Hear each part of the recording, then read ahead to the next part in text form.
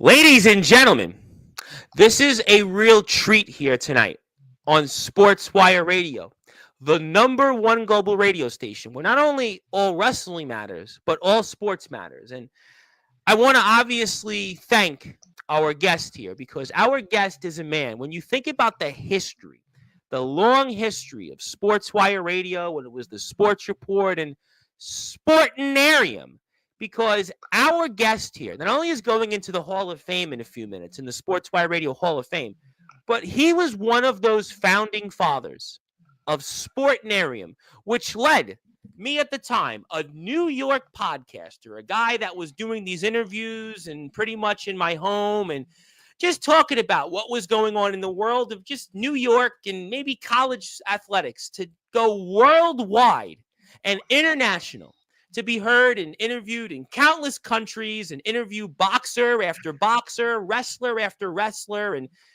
to be at where today we have 1,300 plus subscribers on YouTube, nearly 2,500 followers on Facebook, and be the place that everybody goes to in prime time, the brightest lights on the biggest stage. And that's why tonight is important. It's emotional in some ways because this man right here, not only do you know him as Arv the Fox Mittoo, Arv the Fox Mittoo, of course, the first Black British boxer to have fought 100 times, a man that fought 57 different fighters in his career that were unbeaten, a man that fought 14 different ones that were champions, 20 that were considered contenders, a man that fought the likes of, some guy, Junior Witter. We're going to watch that match here in a little while. And a man, Junior Witter, who, fought some guy, Zab Judah, and won the WBC championship. And how about Ashley Theophane? And he fought a who's who of people and fought in America. And Colin McNeil. I won't mention Colin McNeil too much because I know how our guest feels about him. And, how about Lee McAllister, a man that's kind of important in our history here in Sportswire Radio, Sportinarium. It's a long list of people that our guest fought. And not only did he fight him, he fought him, gave him everything he's got, and he wound up fighting 100 times. Think about this, ladies and gentlemen, before we induct our newest member into the Sportswire Radio Hall of Fame. We have on all these wrestlers in the backyard, in the underground wrestling circuit, and even guys that are pro wrestlers, but they don't even fight 100 times, or if they fought 100 times or wrestled 100 times in their career. But yet, Arv the Fox Mittoo went out there, and in some cases, he fought every week or fought once a month, and he did it 100 times. Everybody's talking about Mike Tyson, and Mike Tyson going out there, and what an amazing thing it was. But Mike Tyson in his career didn't even come close to fighting 100 times. But our guest, he went out there time after time after time, and it didn't matter, and he just kept fighting, and he never gave up. He referred to himself once upon a time as this journeyman who went the wrong path. But you know what? I disagree. Arv the Fox Mittoo, I wholeheartedly disagree that you were just some journeyman. I wholeheartedly disagree that you were some guy that took the wrong turn. Because you know what? You had a lot of obstacles growing up. You had a lot of obstacles because your parents left you. They went back to Jamaica when you were a teenager, and you had a choice. You had a choice to go with them, go to a place you never knew, but maybe have a better life. Maybe you'd have a different path. But you know what? You chose the path that in the short term led you to homelessness and led you to just fighting with family and not having a place to live, but to finding the Nobby Knobs gym and finding that place that led you to be a successful amateur boxer who wound up fighting nearly 50 times as an amateur. And, by the way, won that novice ABA championship after 5 years going amateur. It led you in 1996. Think about that, 1996, ladies and gentlemen. That is when you decided you were going to be a pro boxer, and what a career it was. As I stated, you fought boxer after boxer, and you even had a stretch where you won 4 of 6 fights and afterwards had a draw. Only had 2 losses in 7 fights, and maybe you would have had a different career. Maybe you would have had that Midlands championship. But you know what? Arv Mittoo, Arv the Fox Mittoo, you talked about all the time about how, I wish I would have did this. I wish I would have did that. But you know what? I think if you would have won that Midlands Championship, we wouldn't be talking right now because you kept fighting, you kept going out there, and you gave those fighters, those up-and-comers, an opportunity to test their skills. You went up there against a who's who of people, and you showed that you didn't give up. And very few times in your career you were knocked down, if at all. That showed to me, Arv the Fox Mittoo, that you're a winner. But, they might have called you a journeyman alongside the likes of Peter Buckley. By the way, a man that you interviewed not too long ago, a few years ago. But I think after tonight, when you're inducted into a Hall of Fame, that you no longer be a journeyman. And I often think about that. How is a man like Arv the Fox Mittoo, a man that made history, a man that fought a who's who of people, how is he not in a Hall of Fame? How is he not in some Birmingham Hall of Fame or some British Hall of Fame or whatever else it is?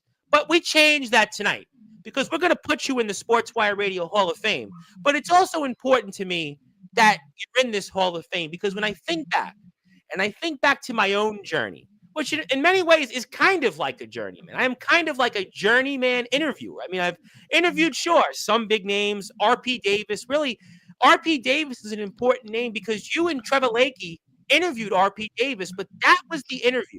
As a matter of fact, in January 2021, that was the interview that led me to interviewing countless British wrestler after wrestler and eventually going into American independent pro wrestlers and this whole backyard and underground wrestling circuit, which led us to this movement we call the All Wrestling Matters. The All Wrestling Matters movement is really because of that interview, that moment, that led us to where we are today. And sure, I might be a journeyman interviewer. I've interviewed some people that have gone on and done some different things, and others, well, you'll have to let the judge be the jury of that. But the facts are is that my journey is similar to yours, Arv the Fox Mittoo, because I kept going out there. I kept interviewing people. Some people, others, really big names. But you fought some really big names. Others, not so much.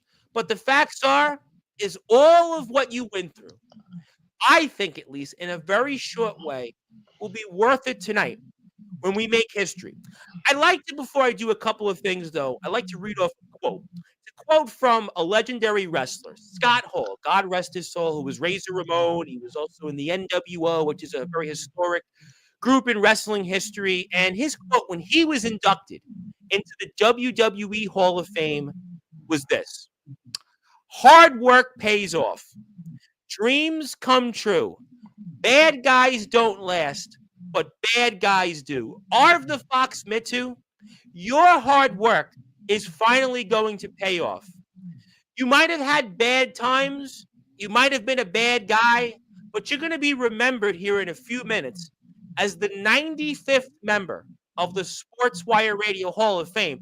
Really, you should have been the first or the second. R.P. Davis was the first, so you really should have been second, but I'll leave that at that. But the fact star is that you are in the Hall of Fame here in a few minutes. And I think back really again, I often think about this. And some people say, well, maybe I shouldn't thank as much as I do the likes of yourself and Steve Trendle and Sean, who obviously did so many great things for us at Sportnarium, Cessus Events, Richie Thomas, Gail Gilmartin, DJ 80, DJ Dale, who's supposed to come back. We'll see if he comes back. And certainly another man, and Trevor Lakey. Trevor Lakey, a man, was your co-host. Lovely people, Tom. And he was your co-host. He was your co-host. He was the man over 4 years. Absolutely. What I was doing. I'm going to get to that. He was the man that saw what I could do. And he gave me an opportunity. And he had this idea of Sportnarium, which has led to the shirt that I have on. But it's because of all of you, those names I think of the most over these past 4 years. And I think back, to tell you the truth, the greatest times in my 6 years of doing this was really the Sportnarium days when we were all starting out and we were just having fun. Every Friday and Sunday, I would sit in my house here in the North Shore of Staten Island, and I would just wait and listen to all the different shows. The Spartans boxing show. I would listen to DJ 80, DJ Dale, Ammo and Danny. I would listen to the different people, the different presenters, my own presenters here in America who came along. And that was to me where the excitement was. It was almost like getting on the training wheels. It was almost seeing the fact that, you know what, I'm interviewing some American athlete or some American university coach or player, and they're being heard on a worldwide radio station where I could request my favorite music or hear yourself. And Trevor Lakey, Mr. Lakey himself, interview the likes of Paul Denton and Peter Buckley and Kelly Maloney, who's so important in British boxing history, and just so many people, Susie Q. Ramadan, who thanks to you guys, I had that opportunity to interview the Australian female Mike Tyson. It's a long list of people, but I think back to my nearly 6 years, my career, everything I've done. There's a lot of things I've done. You know, most of them I'm pretty proud of. A couple of them I'm sure I could have a do-over. But that time, from about October 2020 to around May 2021 of Sportinarium, that is the greatest and most enjoyable times of my career. And also, it even led us to promoting a couple of events. How about the Blonde Bomber, Holly Tal? Well, we won't say one other person's name, but let's just say she tried to latch on to some bridges, but those bridges ain't going anywhere. Who's who of other people? Mark the Tank Ellens, Paul Pierce, so many people. Even Trevor Lakey wound up trying to help promote. He did. Boy, did he do that. Yeah. Not one, not two, but 3 events. And he became a British, Irish, and boxing authority promoter, a BIBA promoter. I even think about our friend Chris Boyle. Chris Boyle, of course, the Xbox boxing coach, the man that trained Holly Tal, and so many other great people. And that's, to me, what it's about. There's an old adage, a rising tide lifts all boats. And it's about community. To me, ladies and gentlemen, even though I never met many of the Sportinarium presenters, without Sportinarium, and I see some people here in the chat, you wouldn't hear all of these backyard and underground wrestlers. You wouldn't have heard R.P. Davis. You wouldn't have heard Dean Allmark. You wouldn't have heard the Tribal Cheese Logan. You wouldn't have heard all these different people that had a chance because of the idea of Sportinarium and this man and how influential he was. I'm going to induct you here in a few minutes. I'm going to give you that long introduction that you deserve. Because, you know, I interviewed you 3.5 years ago, and I didn't quite have that intro. But there's no question. Was it that long ago? Was it, Tom? Was it that long? It was 3.5 years ago. But I tell you what, this one's going to be the one that I'm going to remember because this time we're on the video and we're in prime time.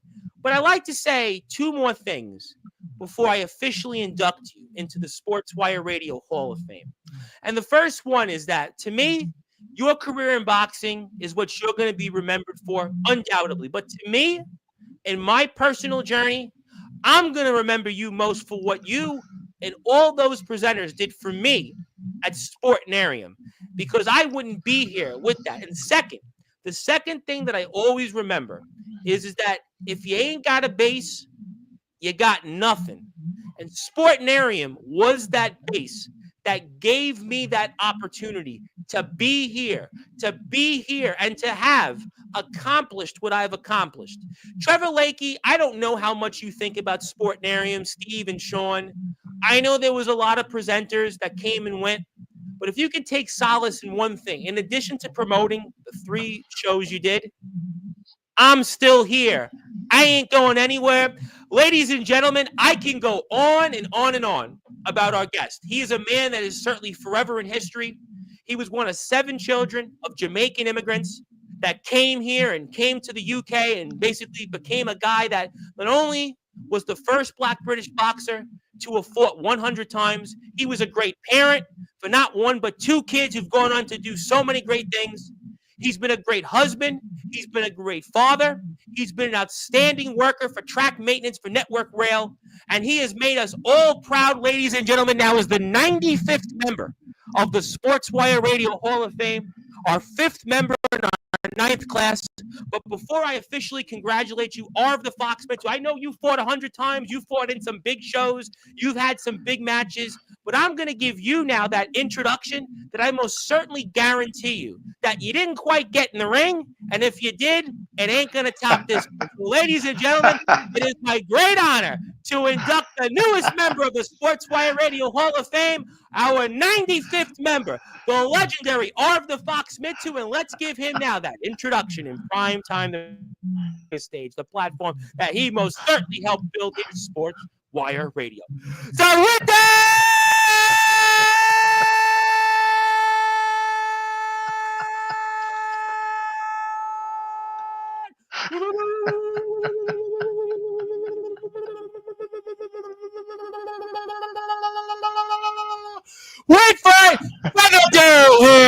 Let's support your birthday!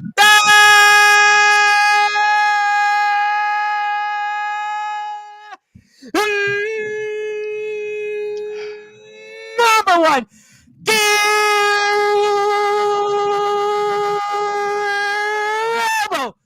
Sports Show, the 95th member of the Sportswire Radio Hall of Fame, our 5th member in our 9th class, a man that was the first black British boxer to have fought 100 times. His name is simply put,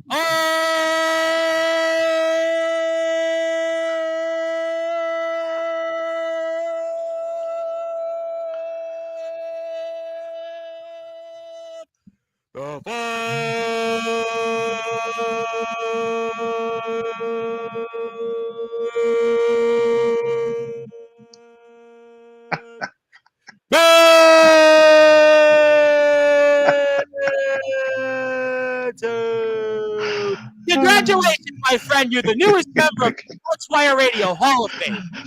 Thank you, sir. How you feeling? Congratulations. I hope you're no longer a journey boxer now after this. I'm feeling absolutely fantastic, Tom. I feel absolutely fantastic, you know? And you know what? First and foremost, thank you for having me on your show. You know, I think it's really nice of you, you know, to get me on. You know, I'm really happy about that. I'm glad to be here. I told you this for about a year, and I really feel like with some of the other presenters, I owe that to. I know Sean and I spoke about a month ago, and I'm going to get him one before the year is out. But I really feel like this is long overdue, and you know, really to me, I owe it to the Sportnarium, you know, team and everybody else. Mm-hmm. It's funny how things work out, isn't it, Tom? It's funny how things work out. I remember with the radio station when you had your own little, you know, there was people doing different things, and you was one of them who had your own radio bit on the station, and then here we are now. You own the whole thing. Yeah, I mean, we still actually, the radio itself, we're on, you know, what was Sportnarium on Sportswire Radio. That feed is actually still to this day alive, and we actually have almost 10 podcasts. We have almost 10 podcasts still. So, you know, we've continued it. We've certainly continued the legacy of that. But really, you know, before I give you a couple of things that we'll certainly honor you with, I mean, really, I owe a debt of gratitude to Sportnarium because, you know, I said that in my speech. Really, I think about just those days. It was fun. It was fun. It was funny. It's funny how it happened. You know, we all met up to one another. It was a COVID times, and we weren't allowed out. And I know we were speaking about that off the air. Yeah, it was just crazy. Yeah. It's funny, you know, isn't it? Things look how far you've come now. Then, you know, it's funny how.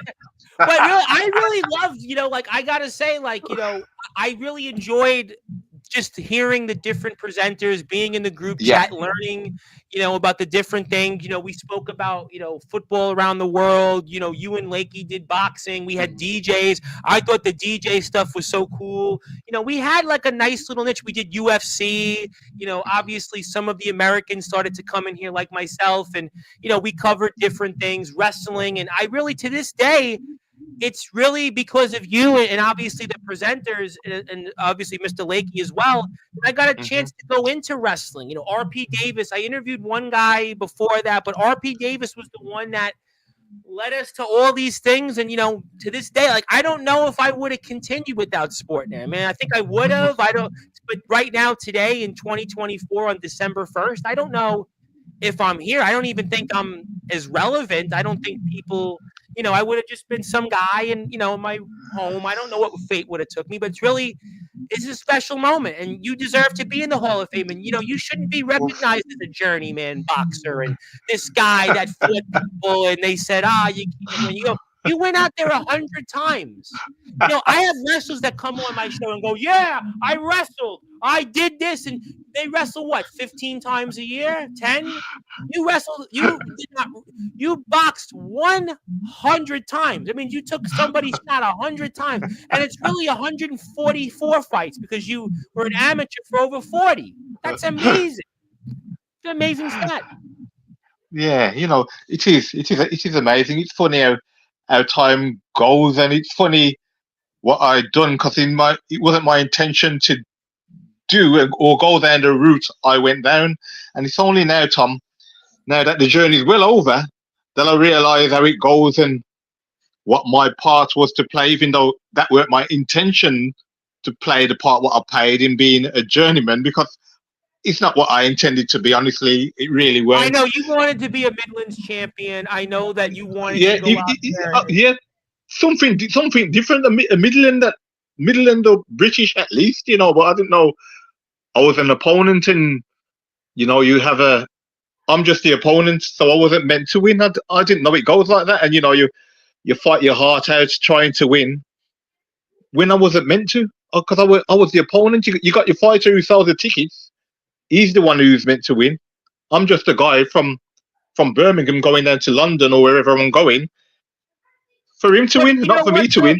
But I would look, but I still look at it from a different perspective because you kept fighting. I mean, there was easily could have been time. And we know that there were journeyman boxers that committed suicide and dealt with Mm. depression. I know you dealt with Oh some yeah, of those things, but like you kept going out there. You could have easily quit. You could have I easily could have gave up. You didn't do that, and I easily. think that's the mark of a champion. The mark of a You, champion is that you kept going out there and fighting. You learned far more in defeat than victory, and you could have easily absolutely, you could have gave up at fight 27, but you didn't. absolutely, absolutely. I'll tell you what though, Tom. It's funny you say that. It did feel like doing it at first. It felt like doing it at first, and I spoke to another few journeymen, and they tell me what it's all about and how to don't go killing yourself trying to win, telling me how to tuck up and get through fights and stuff. Because you know what, even if you do enough, you're not going to get the decision, and you work all that hard. And they show me a few tricks to get through fights and go the distance without getting hurt too much, and says, "Oh, it's not worth it. You're not going to get the decision."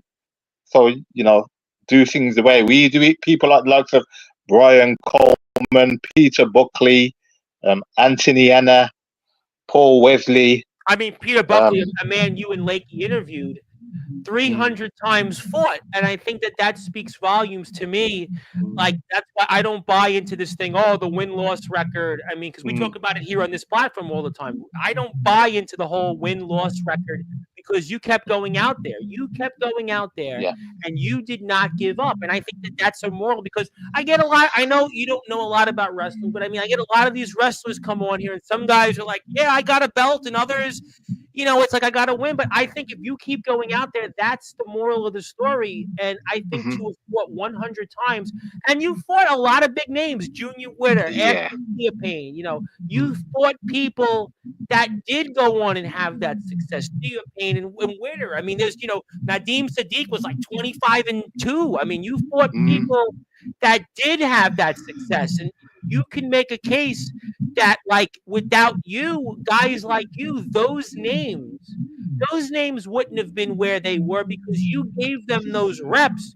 You gave them that fight that helped build their resume and also go further wherever they want to go. Because again, you fought guys that also went here to America or went to other places. So I feel Oh to me yes, yeah. that your career was successful. I feel your career was Hall of Fame like. That's what I Yeah. think. I mean, I know you get asked this all the time. I know you get interviewed a lot, but I think that's the way I put my spin on it. Yeah. You know? Tom, when you look at it that way, the way you say, I agree now. Now it's all over, but and you have time to think about it. But at first, I used to think, oh my word, I was always trying to win. I didn't understand. How the sport went. Until especially now now I've retired. I get it 100%, Tom. Now I've retired. I'll get Well, it. I'll get it 100%. I listen. I think unfortunately, and you talked about this. You've talked about this many times. Judges make their decisions, and I think realistically speaking, your career record is a lot better than what it was. But it really wouldn't have. To me, it wouldn't have mattered. I just think it doesn't matter. You could have won 50 more times. What difference would it have made? You could look at it. You should have maybe you got 20 more wins. Yeah, you probably should have won 20 more times at a minimum. But I think at the end of the day, you kept fighting, and people what they'll remember is that you were 100 and out.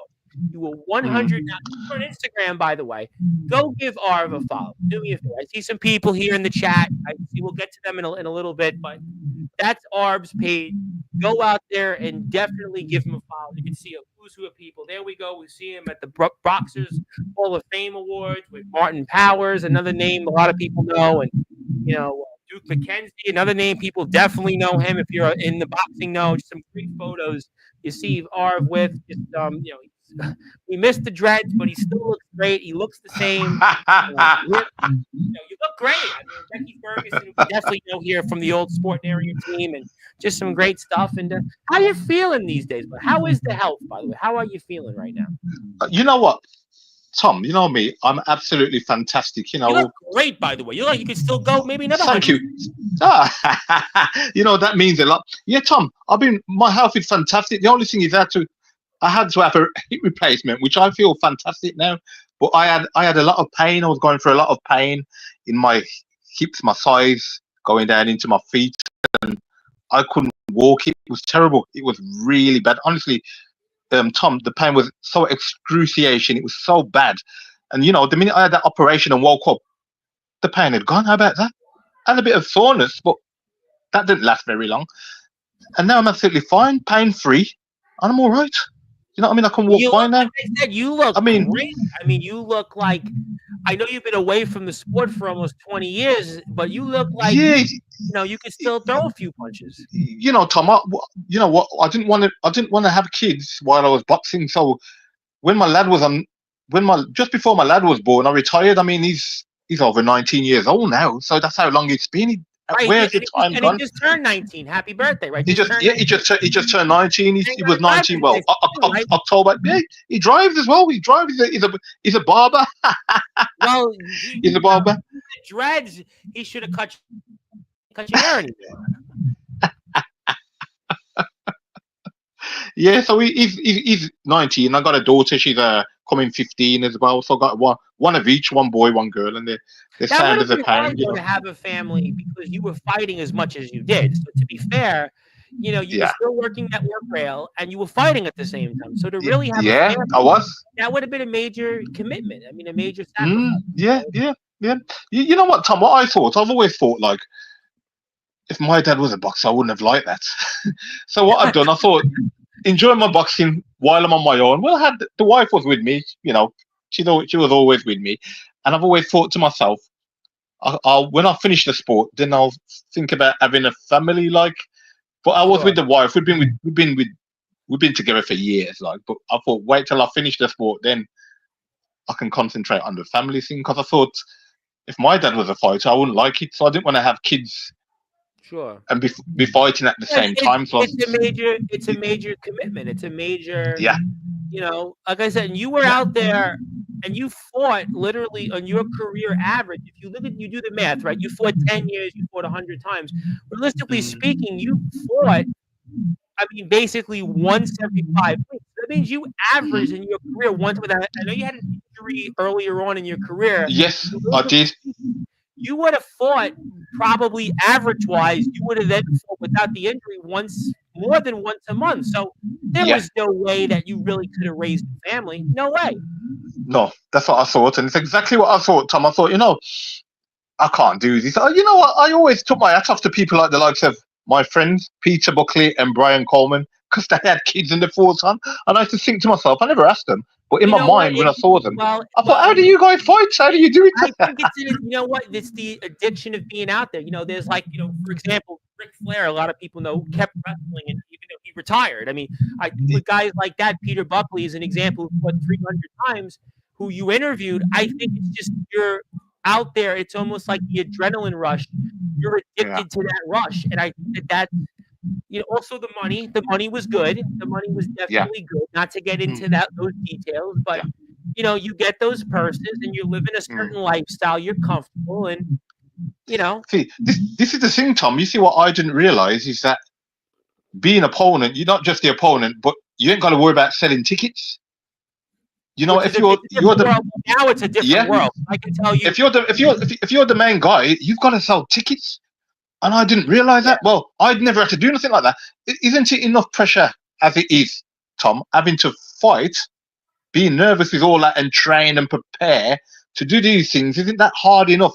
Never mind, Absolutely. you got to sell Listen, tickets on top of that. And if you absolutely. don't sell tickets and you don't sell enough, you're not going to get paid.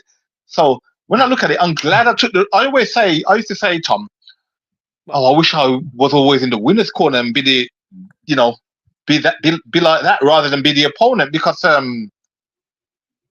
got more chance of winning. But now I've retired and I think about it. I've took that back. I'm glad I was the opponent because I was guaranteed I was going to get paid and I didn't have to worry about selling tickets or nothing like that. And that's a lot to deal with. And I know we do wrestling here on Sportswire, and a lot of these different wrestlers that in their companies, the ones who are in the independents, like you as a boxer, they have to go out and sell tickets. So it's Oh, is it the same? Is it the same with them as well? Is it the same with them as well?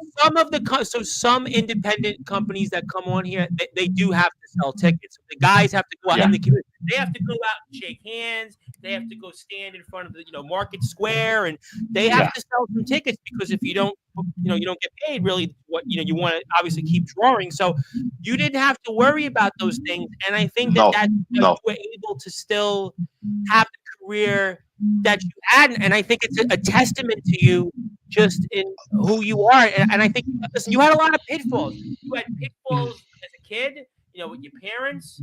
It was so tough, Tom. So tough. Even sometimes I look at it now, Tom. I look at it now. Now I'm here. I have my own house, my family, and I think about how far have I come now.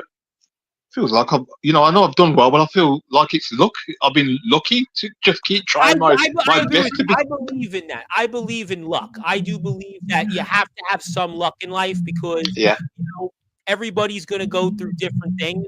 Sometimes the ball bounces in your favor, sometimes it doesn't. So you have to have some type of luck, I think, in anything to be successful. You've done well for yourself. I think that, listen, we see it all the time. There's plenty of fighters that they don't come out on the other side. I mean, even some of our, beloved boxers that we all followed. I was a boxing fan as a kid. My dad actually fought one time. You fought 100. He fought once.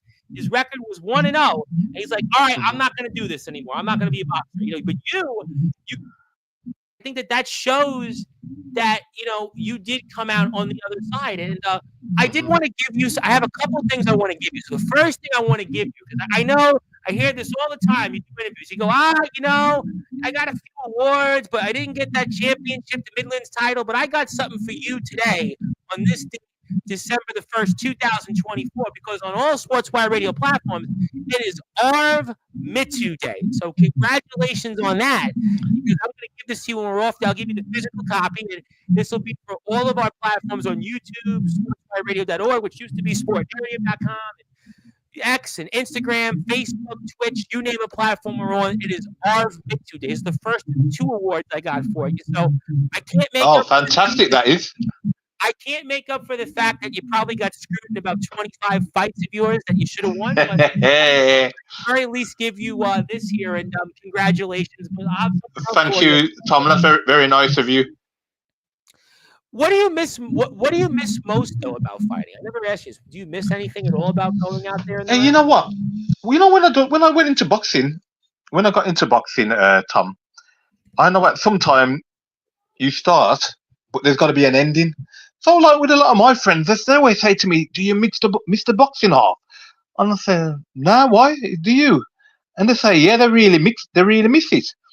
But Tom, I thought from the start of boxing, do it and enjoy it while I'm doing it, because it's gonna end. And with me, no one stopped me from boxing. I finished when I was ready to stop. And I don't mix it. I like to watch it. I'm a big boxing fan. I love boxing. I know that. Yeah, I'm a great big fan. I collect memorabilia. Well, all right, I got to ask you before I put on the junior winner fight. I have to ask you. I mean, Mike Tyson, a man that obviously did not fight as many times as you, decided to come back once again, and he fought Jake Paul. And to me, it seemed like I actually watched the fight. It didn't seem like an actual fight, but everybody's talking about it. What did you think about it as a man that's very successful out there? I'll be honest with you. When I first saw the fight in the first round, he came out a little bit like he was going to knock Jake Paul out, it Yeah, seems. for the first like But 30 but seconds, he had a couple good yeah, first 30 combos. seconds, that's Yeah. right. It looked like he was going to knock him out. Then later on, I started to think, oh, I don't know, old age, smoking smoking weed, and Well, old age you know, it's funny. has caught up with yeah.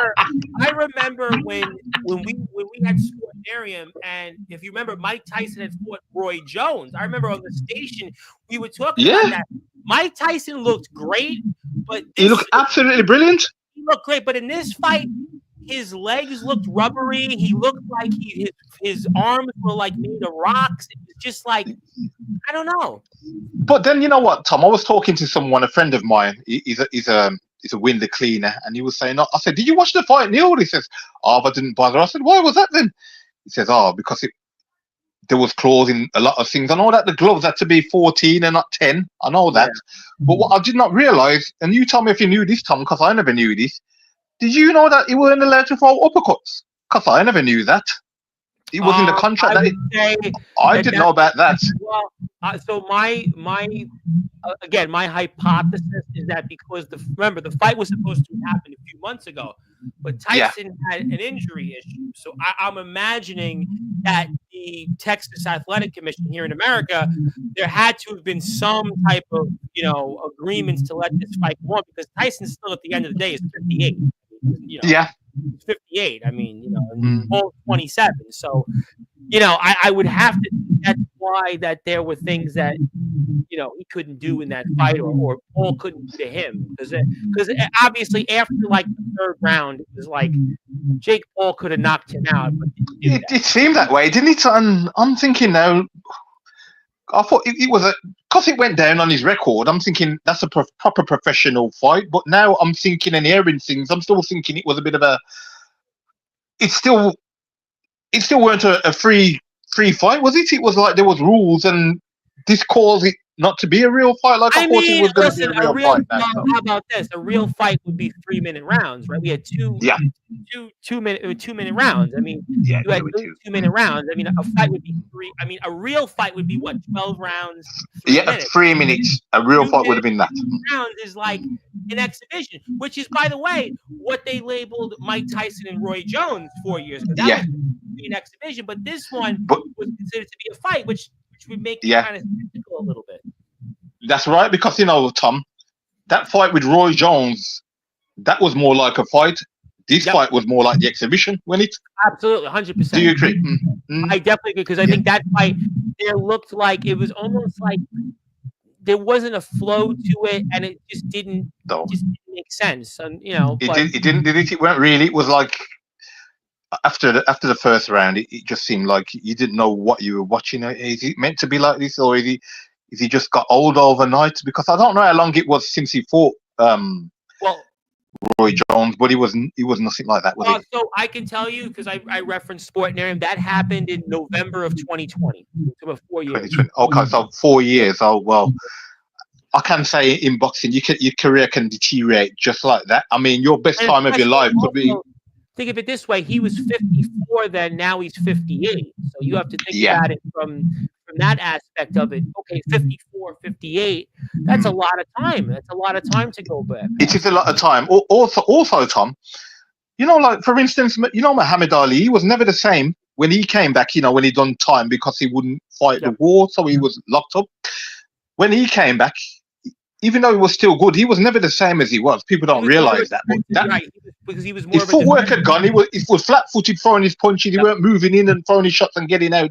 Well, that time when he was in prison, that was his best time. And that's where the term punch drunk comes from, because Muhammad Ali was punch drunk because he took so many punches because of the rope. So many shots. Yeah, and so many shots. Unfortunately, his career, and what his life became, I mean, just what a great man, but unfortunately, his career, like you said, I mean, he still won titles, but he was not the same fight. When you saw him, no, he wasn't. He was never the same. Where he could get in and throw his shots and get out, he was going in, throwing his shots and putting his hand around his head and getting hits on the head. And I would think like anything else, 4 years. I'm not doing anything. I mean, Tyson was still in shape, But you Yeah. can't compare being in shape, going to the gym, to being in ring shape. You know this, but Yeah. you fought 100 times. You fought literally every month. In fact, you fought so much to the fact you didn't even have to spar because you fought like every week. You I didn't have to mean, spar. you know, Tom, sometimes as well, this is another example. We'll use Tyson as an example. And Tyson was past his best many, many years ago. People will say stuff like Tyson lost to so and so, and that's, but he was never in his prime. He passed his prime. I mean, I don't even know if he ever Well, hit his prime, but you know. I would argue that two points on that. I would hear what Mark the Fox mentioned, of course, the news member of the Sportswire Radio Hall of Fame. I am your voice figuratively, we're all sports fans. Reverend Tom Rice, I'll go 2 points on this. Number one, he was never the same after losing to Buster Douglas. Secondly, I'll add another caveat. He was never the same after he had his own jail time because he fought Donovan Razor Ruddock. He fought him twice. That's right. Did you notice? Absolutely. He fought him two very intense fights, but the second one was after he had the 3-year layoff. So he was never the same either. Think about this. He was 26, and if you look at his run, his first 7 years, he fought about 40 times. After that, he had a 3-year layoff, and then he had another layoff. Remember, after he got stripped, he couldn't fight after the Holyfield. That's right. That's right. Year and a half. So he unfortunately lost a lot of time in his career. A lot of time. He did. And you know another thing, Tom? That fight against Buster Douglas. Yep. People say things like, "Oh, Buster beat him," but in that fight, he weren't the same as he normally is. Something didn't seem quite right when he got beat in that fight. I think there was. Well, I don't know what your opinion is on that, Tom. Because I spoke to there is something that was talked about was the phantom that Mike Tyson knocked. Remember, he knocked down Buster Douglas, and it looked like he actually didn't get up at the 10. When the ref was counting it, but I mean, Tyson, I think going to Japan was obviously a rather bizarre thing, but I think I can even go back with Tyson, and he was never the same after he left Customano. Remember, Customano, he was living up there all the way in upstate New York, and he was just a machine. But then he picked up Don King. He was never. There was a lot of things with Tyson that I look back, but going with this, really at the end of the day, I think that the layoff, you can't keep having layoffs. No, you can't. That's why. Not in the sport of boxing. Your career, you're getting old when you're not fighting, you're there not training. You're getting old, and you go just like that. You can you said it yourself. From when you started to where you are now, you said it was like the blink of an eye. I mean, which is good. I was thinking about that today. I was like, really? But if you think about it, that is actually, fair point. Time flies, but you certainly had some fun. And I wanted to go back actually before I get to some people. I know Lakey wanted to say a little bit. I got to put up the match with you and Junior Witter. Just I got to show it because the last time you were here, it was on video, and I got to show it here for the audience. And just got to put it up. And I mean, so like, what are your memories here? Tom, this guy was a slick guy, This guy was a very, very slick guy. And I see people rushing and try to knock this fella out and get knocked out by trying to knock this fella out. So I thought to myself, if I try and rush in on this guy is going to knock me out. So why don't I play him at his game and try and counter him while he's trying to counter me? And it made it more awkward for him. Rather than if I tried to go in and try and knock him out, I would have got knocked out. And this guy is a guy who can hit very hard also. Did you find it was easy to prepare for him because he was so well known? It was like, this is the guy everybody knows, Junior Witter. I mean, did it make that easy for you? Everybody know him. I tell you what, I thought differently while fighting this guy. I thought, I'm going to try my best not to get hurt, and I'm going to try not to rush in, but try and counter him as he's countering me. I feel like with guys like Nadeem Sadiq, Ashley Payne, and Junior Witter, because those guys are so well known that as a boxer how they fight because they're so talked about. Their matches are on Sky Sports. They're on BBC. I felt that kind of maybe helped you a little bit. Don't you think? Yeah, well, not knowing that by fighting these guys, I thought, I'm going to try my best to try and go the distance. I'm not going to win, but I'm going to try my best not to get knocked out against these guys. Are you fighting? So So are you fighting differently against him than, let's say, if you fought your old friend John Joe Finnegan?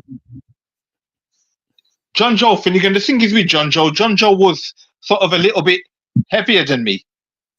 So Right. do you know what I mean, Tom? So maybe I shouldn't even have been in there with him. There was a bit of So it goes to my point that you're fighting Junior Witter different than some of the common opponents you had. Yeah, Makes definitely. sense. I know if this guy, I have to be very, very cautious with him. Punches come from everywhere. You ain't got to worry about a jab or a right hand or a left hook. He'll be throwing a shot and it'll be coming at funny angles where you can't see him coming at. Do you know what I mean? He was very, very unorthodox, That's got to be difficult to prepare for, also, because he Yeah, brings it that really kind was. of, and he also And brings you know what, some speed. Tom, I didn't know I was fighting him till I got there because I was meant to be fighting someone else and he was around. I actually think he Well, come out of the ring and fought. But that was a common thing, though, for some journeyman fighters. Some fighters, you would get there. You said this famously that you would just not even spar, nothing. You would get Yeah, on a full on a no, whim. Hey, go show up here, show up to this yeah. place, and that's where you're gonna fight. So that was kind of a common theme. I mean, Tom, I could be in the gym. I'd finish a shift at the job. I went in the gym to train, and my manager trainer Nobby says, "Oh, you got your kit on you?" I says, "Why?" I said, "There's a fight for if you want it." I said, "Actually, I have got my kit. It's in my bag. It's not normally in my bag, but my boxing gear is actually in my bag." So yeah, okay.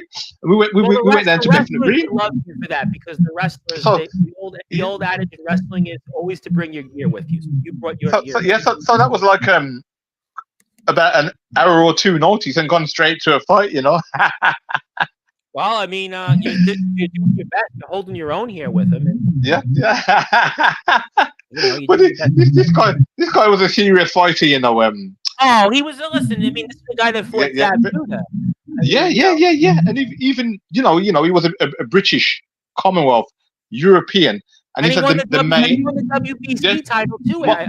main prestige title, the WBC. Yep. It's the main title. What was it? The WBA, the WBC, the IBF, and then the WBO. IBF. They were the main titles, weren't they? The WBO, that is now, but it was always the WBC, IBF, WBA. They were the main belts, weren't they? Yep. And then the WBO came a bit later on.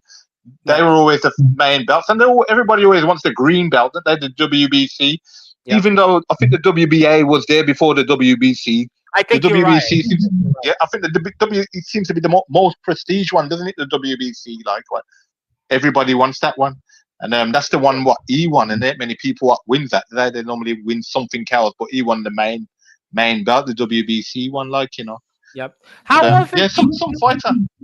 Let me ask you this: do you often watch your old fights? I mean, do you go back and watch them, or you know what? I don't really go back and watch them like I should. You know why, Tom? Because I never fought 100% like I could and like I could have, due to worrying about not getting fighting my heart out. I didn't give 100% in a lot of my fights like I could have, because I knew that if I had fought my heart out and it had gone to points anyway, I weren't going to get the decision. So I just done enough to not get hurt and go through the rounds in the end. Right. Do you know what I mean? But originally that weren't my intentions. My intention was to try and win all the time. But when I realised that if it's close, it's going to go the other way, and I would have thought, you get a bit disheartened by it, Tom, by trying so hard and not getting the decisions, that I start going in there, having to move around, jab, move, holds, move around, get paid, and I can fight next week. Well, that's when you chose the right path, I think, because ultimately, that's the path I choose. That's the path I choose, my friend. And I think it was the right path, because you still kept fighting, and you're fighting Junior Witter, and that's just, you're hanging in with him still. I mean, you're hanging in with Junior Witter. I mean, you're taking punches, and you're taking. Honestly, Tom, when I said this fellow was such an awkward fighter, and he could bang quite a lot as well. He knocked out quite a few fighters in a row. He did, you know what I mean. And I thought, you know what, I'm going to just fiddle him around like he's going to fiddle me around. So I ain't going to rush in there and look silly. I'm going to try and do what he does. Well, I mean, And that's what I what thought. well, what else can you do? You're in a fight that you took on short notice. I mean, so you got to Mm, use your instincts. I mean, you have yeah. no other options to do. I think that's And really what it comes down. he was on a winning streak. Did he fight Jab then? I can't remember if he'd fought Jab. I think yeah, he I fought think. Jab, and I after, not far after this one, he won the world title, the Yeah, WBC. yes, no, he won the WBC after this. Yes, correct. He won the Mm, WBC title right after this. So he was mm, on his way. I mean, he was established. I mean, yeah, you fought a couple guys like that in your career that were, yeah, yeah, Peter Payne and Sadiq. Those are guys that you were established names when you fought them. I mean, I think that still speaks volumes, and you're yeah. certainly doing everything you can here. You're just, bobbing and weaving. You're definitely bobbing and weaving. Let's put it that way.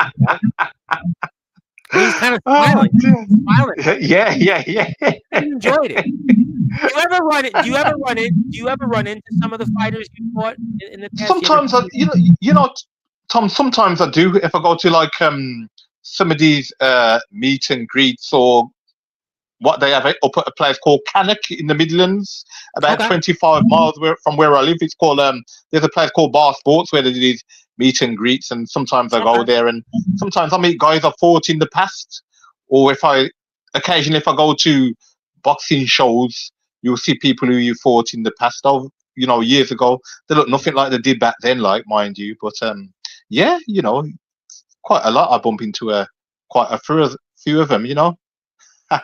Well, you certainly are doing a couple things here. We'll get to the chat in a few minutes. We'll watch a few more minutes. I want to present to you something, but I look at your career to me, and it's a testament of not giving up. And what advice would you give to fighters today? What advice would you give? The advice I would give, I mean, it depends. I mean, do you want to take the route I take, or do you want to take the winning route? The winning road where you've got to sell tickets. I mean, that's the other route. No, Tom. It's whether you want to take that kind of route, or do you want to take the route I took? Because the route I took isn't the route I wanted to take. But when I look at it now, and I see how hard it is, it's a lot of pressure having to sell tickets See, that's and what I was train and going to get everything. at. I know you've said Yeah. time and time again over the Mhm. years that you took the wrong turn, but you don't know that. It- Because what if you did go on top and win a world title? But then you mm. would have had that pressure, a whole new pressure that you would have never known. I just think Because that's the thing, Tom. When you start out as a pro, unless you've won unless you're Olympian or something like that, you've got to sell tickets till you get established and you start fighting on these big people sky don't know shows who and then you are, so you have to go out there and promote. You have yeah, to do the media yeah, days, that's right, media absolutely. tours, Which makes it very hard. Sure. It makes it very hard, and I don't know, Tom. I'm thinking now, would I be able to sell tickets? I don't know. Probably not. We'll never I know, know, but I'll tell you. Tom. I know a lot of people, but would they, give up their weekend to come and watch me fight? I don't know. Maybe not. And that's why I think um, I took the route I've took. That's why I took the route I've took. But I think you took the right route. You may say it was the wrong in the past, but I think you took the right route because you went out there and did have a career. You wound up and you didn't have to worry about those things. Yes, I think you should have won way more. You Yeah. definitely could have did more, but you fought. See, that's the thing, Tom. And there is people like if they don't understand the game, they look at your achievement, what you've done, and they think that you're crap. Excuse my language. I got my 19-year-old lad when he was about 11. He looked at my record. He said, "Oh, Dad, you're useless. You are. Look how many you've lost." He said, but I have to say, it made me laugh, and I thought, you don't understand it.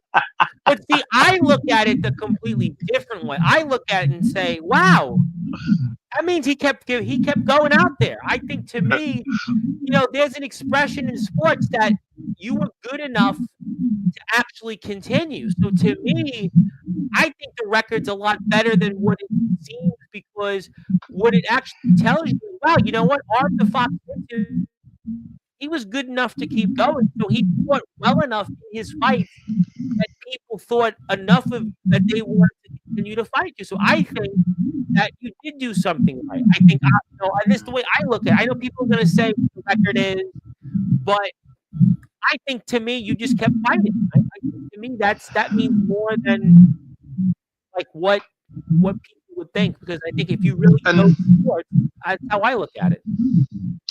Tom, the gym I was at, my manager and trainer, he always says, "I just want you to walk in and walk out, and then you can fight next week." Well, what did He just Nobby wants you to Nobby? be Well, what did no, Nobby Nobby mean to you? fantastic bloke. Tom, I still I think I think so much of that fella. I do ring him New Year every year to see if he's all right. And Hmm. I always have done that from the day I was a pro. I've always done it, and I still do. 19 years I retire, and every New Year I'll give him a ring and have a little chat. And he's doing Well, well. He's around. I'm glad to hear that. I'm definitely glad to hear that. And we're very honored to have on here Arv the Fox Mittoo, the legendary first Black British boxer to have fought 100 times. It is Arv Mittoo Day here on Sportswire Radio. Also, Arv, we're going to present him with certificates and put him in the Sportswire Radio Hall of Fame officially here in a few minutes.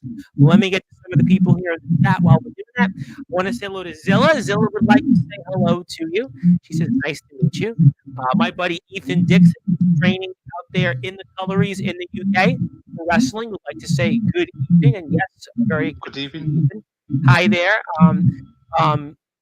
Zilla doesn't watch boxing. She's happy to be here, and Ethan says you're a great man. You definitely are a great man, and congratulations to Arv. And Mr. Lakey is here. He says legend Arv. He gives the hearts, and shout out to Mr. Lakey. I'm glad he watched. He said to me on WhatsApp earlier on, I'll be watching. So that's nice. Nice That was bloke. very nice. He did not have to watch it. He did, and we appreciate. I go back, like I said, I go back to the Sportarium days. I was really my most fond memories of doing this, because it was just so new. It was exciting. It was just like these guys from the other side of the world have this radio concept, and I was like, wow, we spoke on WhatsApp, and I was like, wow, this is really a thing, and it was like, it was a lot of fun those months. I just wish it would have worked out differently with some of the other guys. And, Lakey tried the boxing route. He did some promoting. He had a couple good events, and I just wish it would have. I think Dave and I worked together for a little bit. Dave went postal, and when I took over and I did the best I could, but I really missed those. I missed that like 6 months.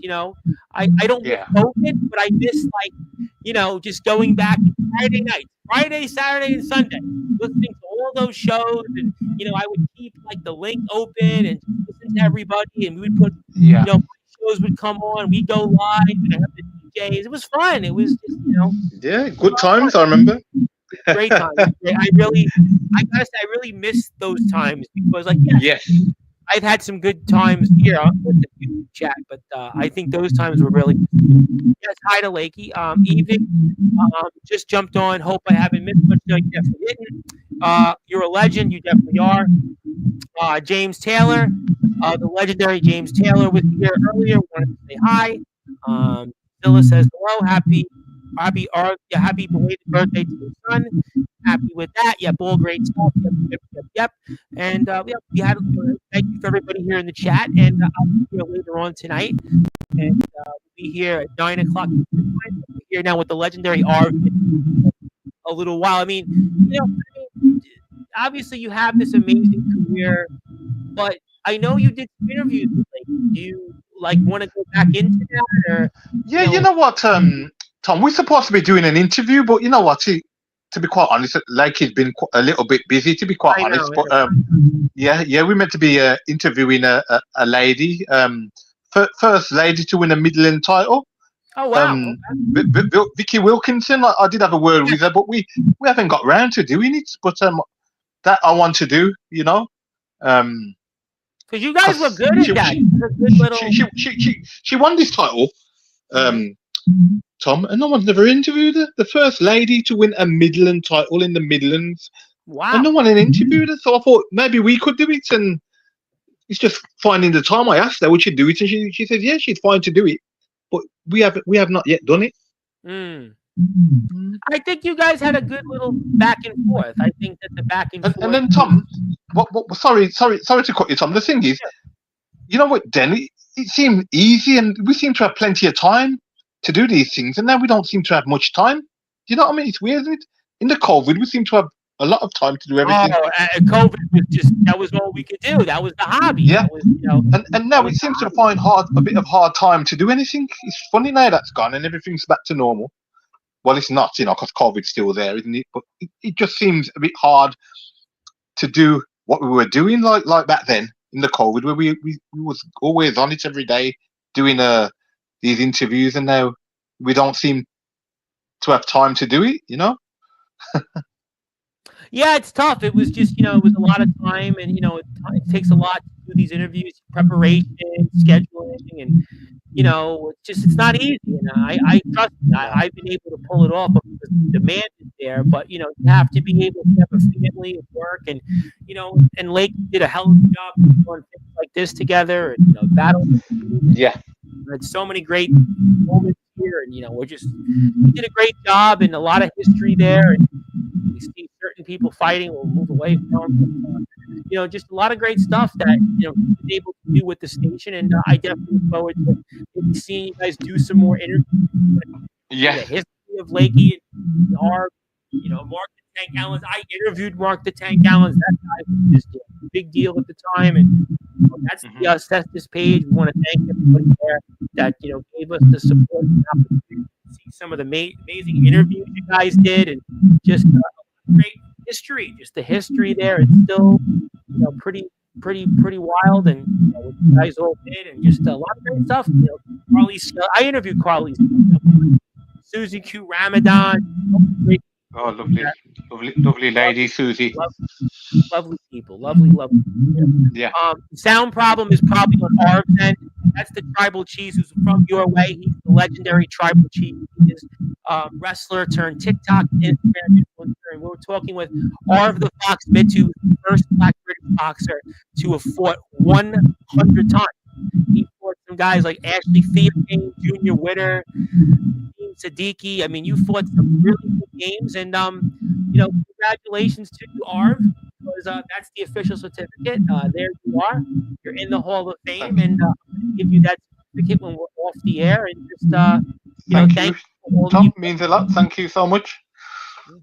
You deserve it. You definitely one overdue. I should have put you in last year, but you deserve to be here. And Junior Witter, Arv, we're actually just watching it. I'll actually put it up here on the screen. The Tribal Cheese knows a lot about it.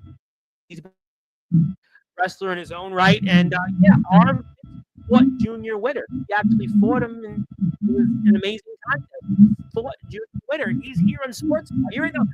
I'd rather have you than Junior Witter.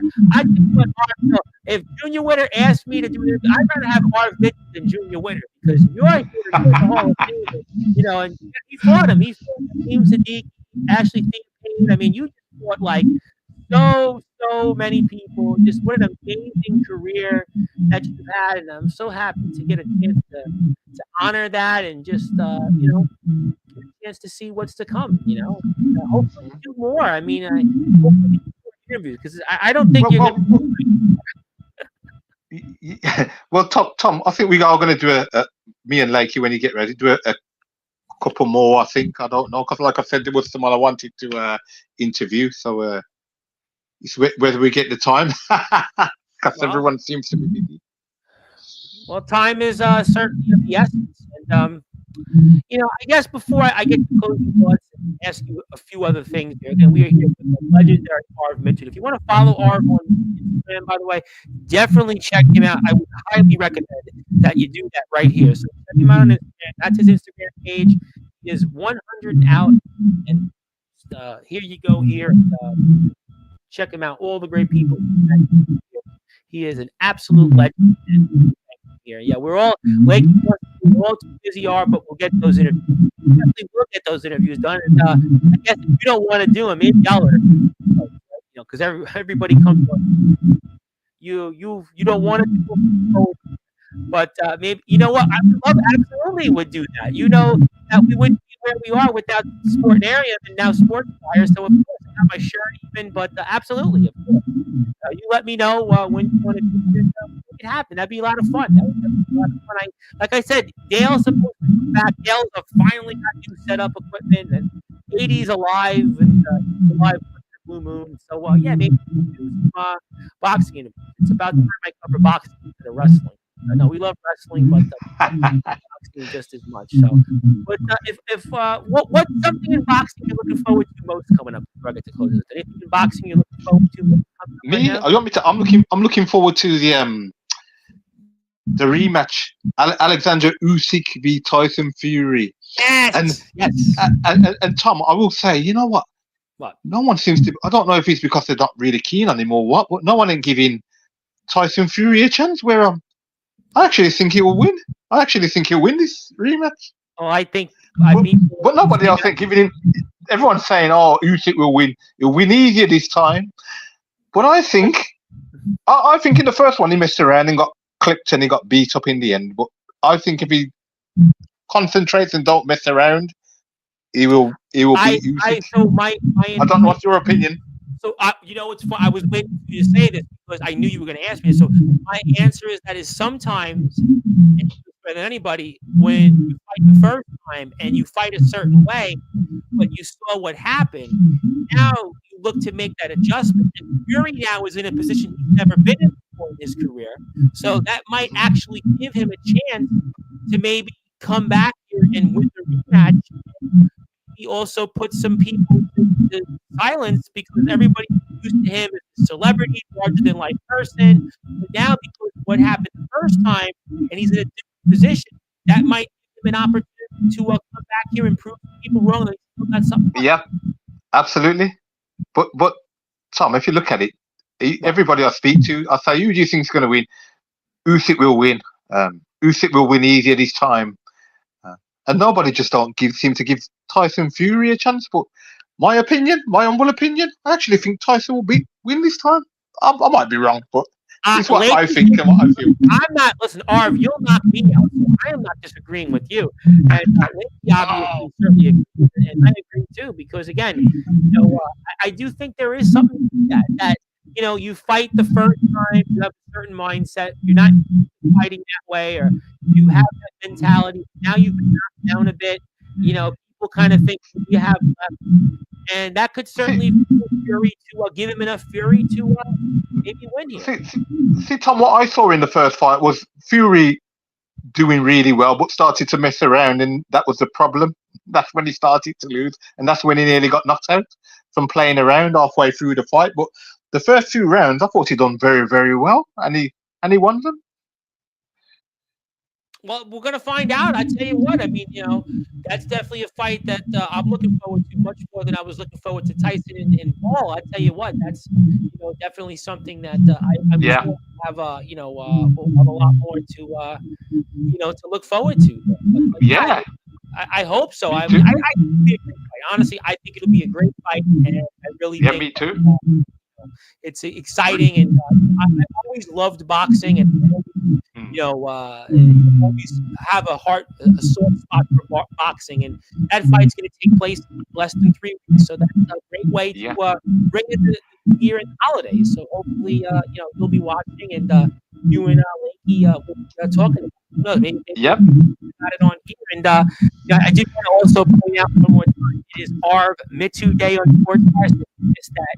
It is Arv the Fox, and also Arv is our newest member of the Hall of Fame. All right, so anything else you want to talk about before we get to closing thoughts? I know you're a very busy man. You obviously got to plan for the future and prepare for things. But anything else you want to get off your chest before I get to closing thoughts, good sir? No. Oh, I just wanted to know. Do you know? Yeah, I can. There's something I wanted to ask you. I'm surprised you haven't asked me. Why do I use that name, Fox?